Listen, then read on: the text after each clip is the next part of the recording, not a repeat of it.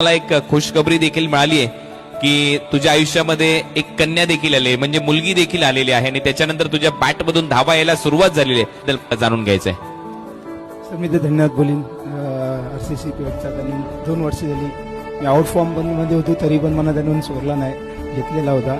आणि थँक्यू मी RCB सुहेल बंटी, आमचे गणेदा विवेक सगळे आहेत, त्यांचं धन्यवाद मी बोलीन. सर फॉर्ममध्ये तर नव्हतोच, लेकिन करायला लागतो प्रयत्न.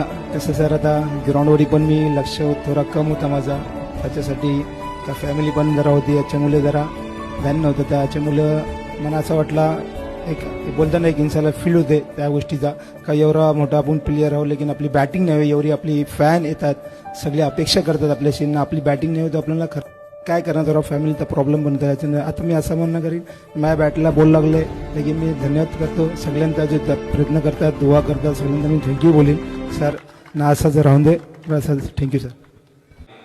सर प्रयत्न तर हर वर्ष करतो, लेकिन नाही होत, लेकिन यावर्षी जास्तीत प्रयत्न करायला लागेल.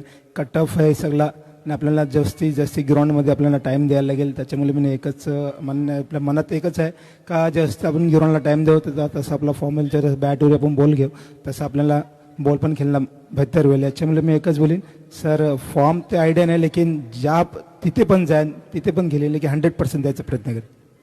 खूप खूप